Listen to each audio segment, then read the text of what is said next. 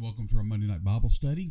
We're continuing our look into the book of Ecclesiastes. We're going to get all the way through chapter 2 today. And we'll get into probably the most famous part of Ecclesiastes next week. I do want to say this one hopefully will be shorter than last week. I rambled on quite a bit, and I apologize. Try to make it. We'll see. I say that a lot, and I'm wrong. So I guess we'll just see how it goes. I came to hate all my hard work here, for I must leave to others everything that I have earned. And who can tell whether my successors will be wise or foolish? Yet they'll control everything that I've gained by my skill and hard work under the sun. How meaningless. So I gave up in despair, questioning the value of all my hard work in this world. Some people work wisely with knowledge and skill, then they must leave the fruit of their efforts to somebody who hadn't worked for it. This too is meaningless, a great tragedy. So what do people get in this life for all their hard work and anxiety? Their days of labor are filled with pain and grief, and even at night their minds can't rest. It's all meaningless. So I decided there's nothing better than to enjoy food and drink and to find satisfaction in work. Then I realized that these pleasures are from the hand of God, for who can eat or enjoy anything apart from Him? God gives wisdom and knowledge and joy to those who please Him. But if a sinner becomes wealthy, God takes the wealth away and gives it to those who please them. This too is meaningless, like chasing the wind. I came to hate all my hard work here on earth, for I must leave to others everything that I've earned. It is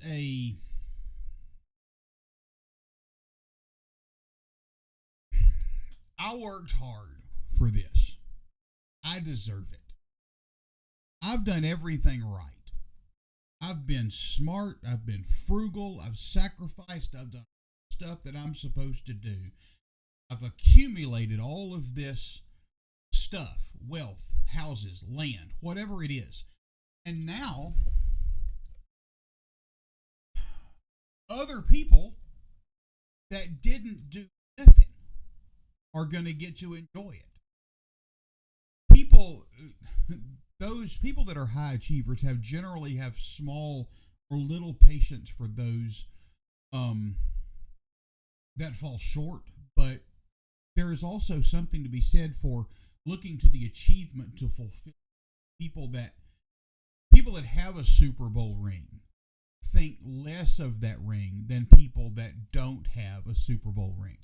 The Super Bowl ring itself means much less to the guy that won it 25 years ago than it does to the one who never won. And it doesn't matter that Solomon won. It doesn't matter that Solomon had everything. It doesn't matter that he had accumulated everything. It doesn't matter he had he's done everything that he's supposed to do, and he's won the game, right? There's nothing else for Solomon to do besides what he's already done. He's got all the money, he's got all the land, he's got all the fun. He's done it all, and yet at the end of the day and at the end of his life, he's just going to have to leave it to somebody who, by definition, is not going to be as wise as he is.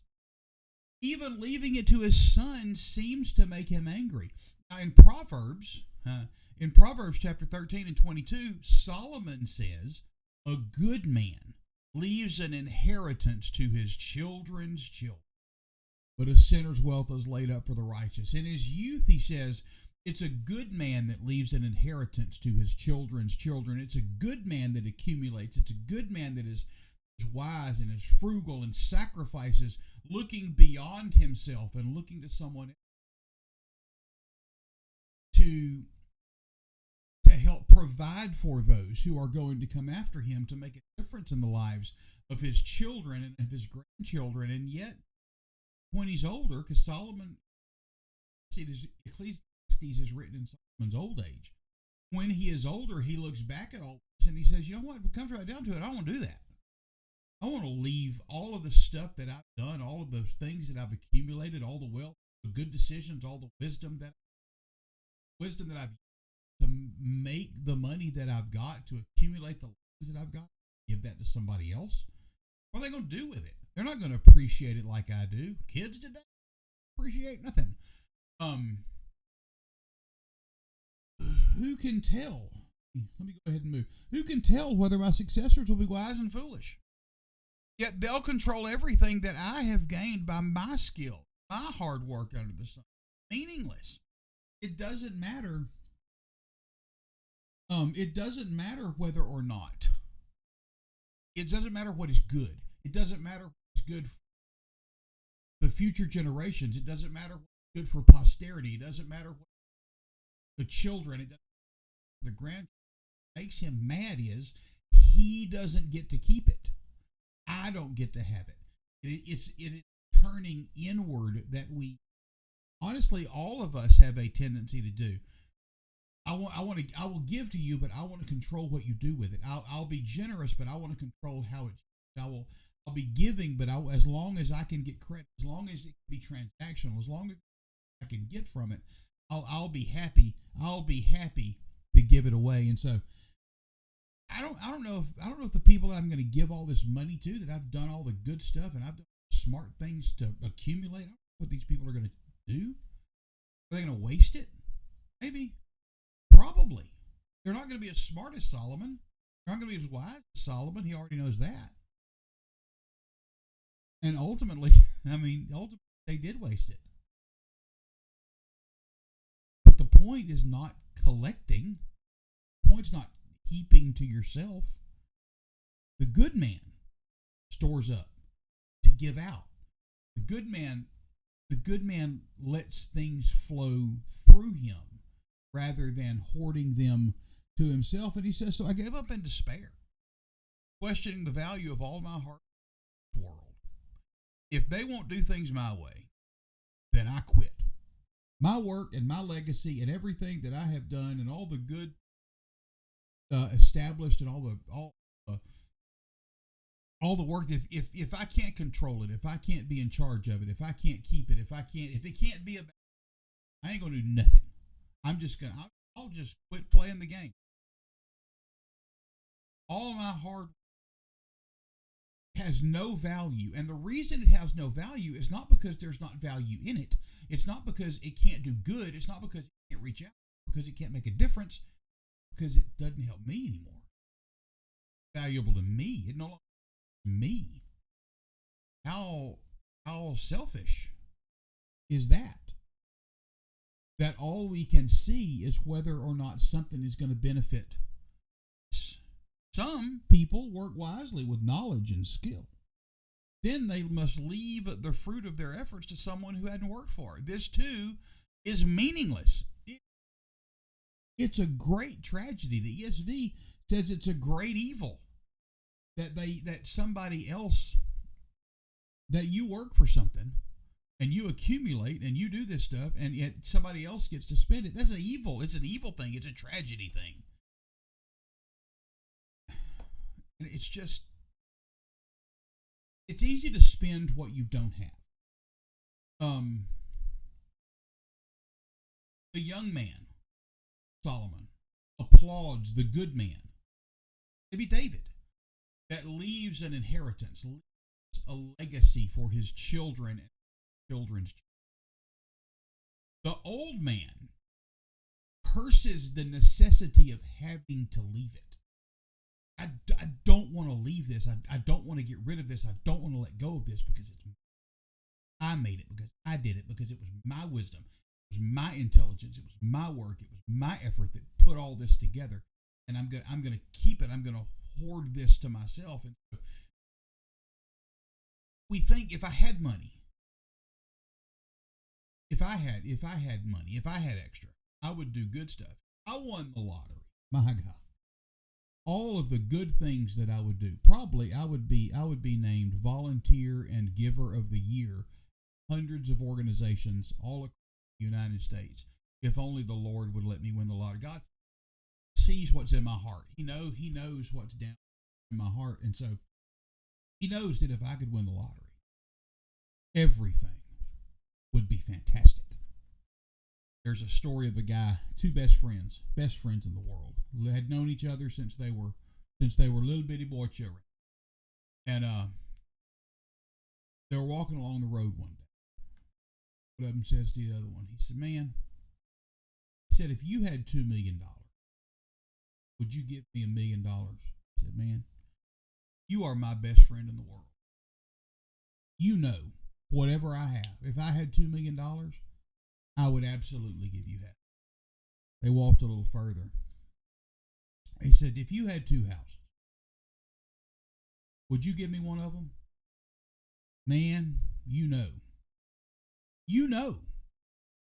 that if I had 2 houses, I would give you one of them. You're closer to me than my own family. You know, without a doubt, I'd give you one of those houses. Walked a little further. He said, if you had 2 tractors, 2 of them big John Deere tractors, would you give me one of them? He said, I can't believe you'd even have to ask me that.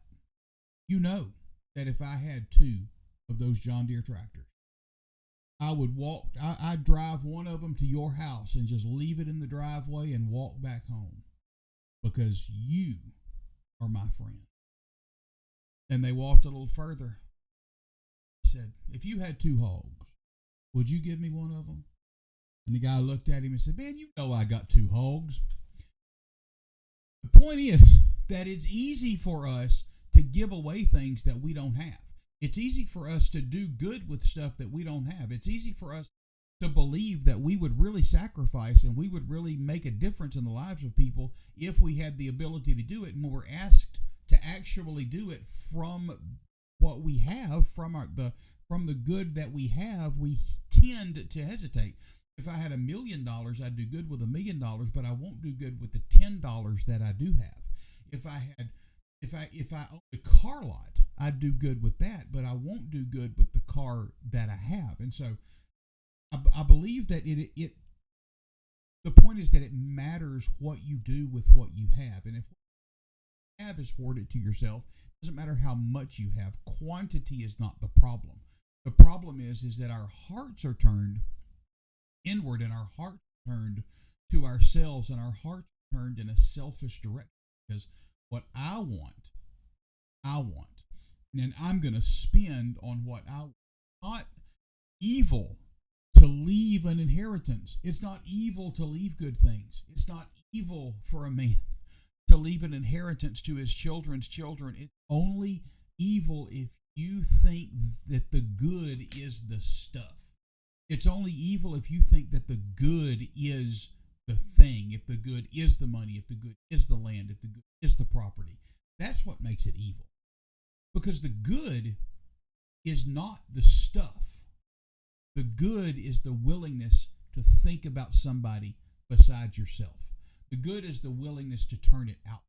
The good is the willingness for it to be something better and different. Or the good is the willingness for you to allow it to be something more than just something that feeds you. So what do people get in this for all their hard work and anxiety? Their days of labor are filled with pain and grief. Even at night, their minds can't rest. It's all meaningless. What do you get for all your worry and anxiety?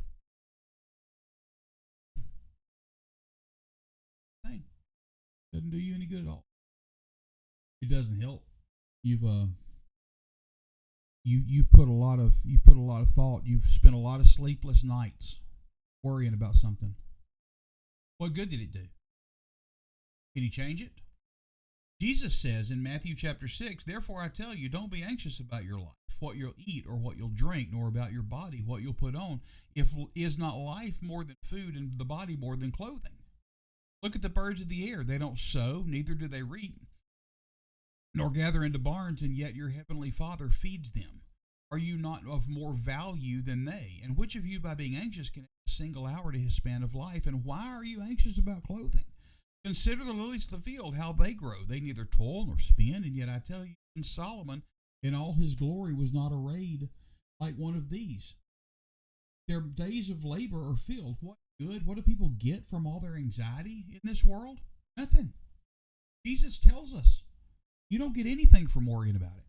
You don't get anything from worrying about what's going to happen. You don't get anything from distressing and stressing out about tomorrow.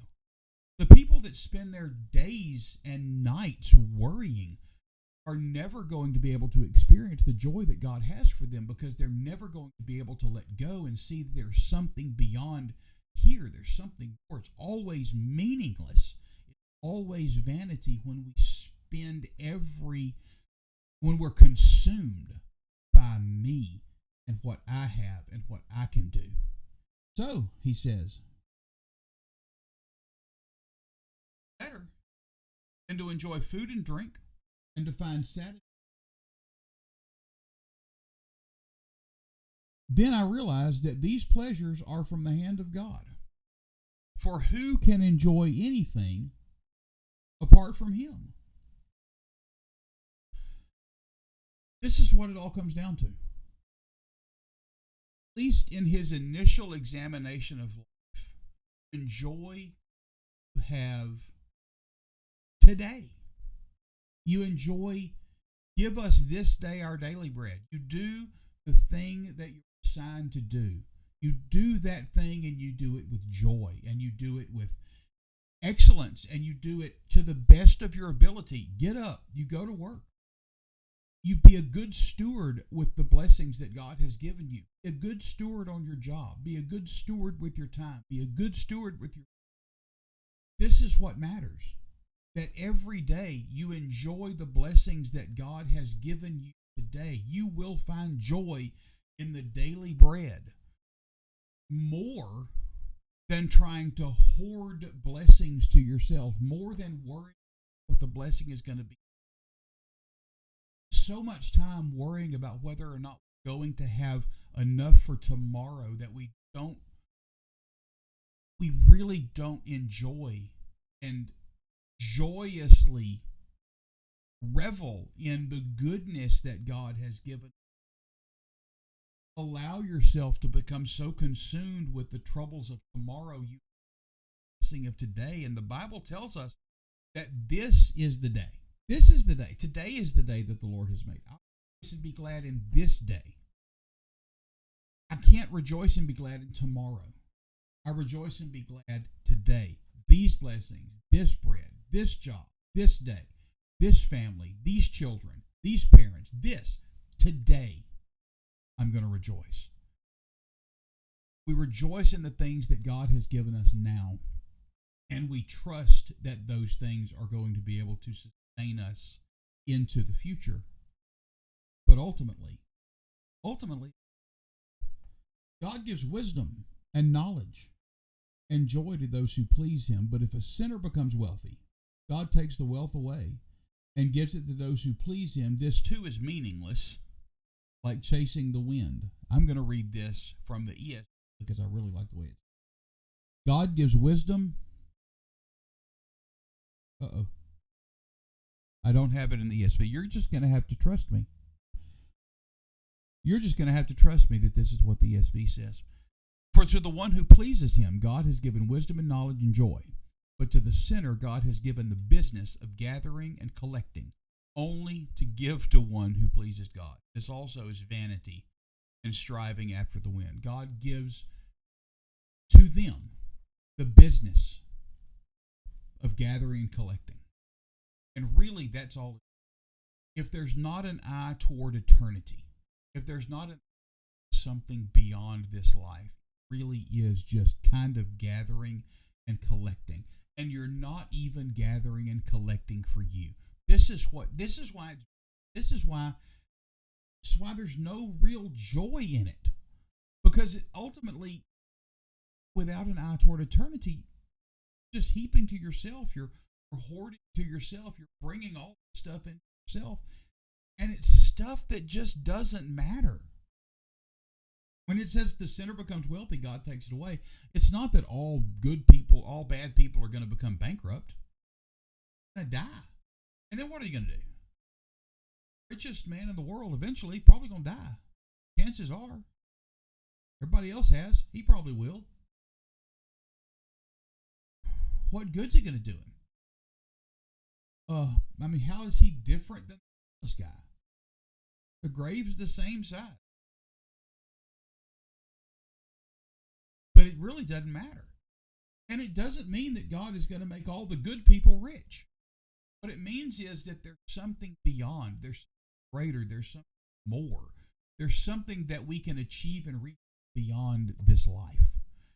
It's greater than what we have here. When we allow the goodness to flow through us, when we allow blessings to flow through us, when I do things for others, when I use what God has given me, not to heap it to myself, but to use it to bless and to change and to work people, that's what matters. That's storing up treasures in a different place. Irenaeus says the glory of God is a human being that's fully. There's just no real human flourishing apart from God. Apart from God, all there is nihilism and nothingness. It's just worthless without God. Just trying to make the most out of what temporal happiness you have. And just never going to work.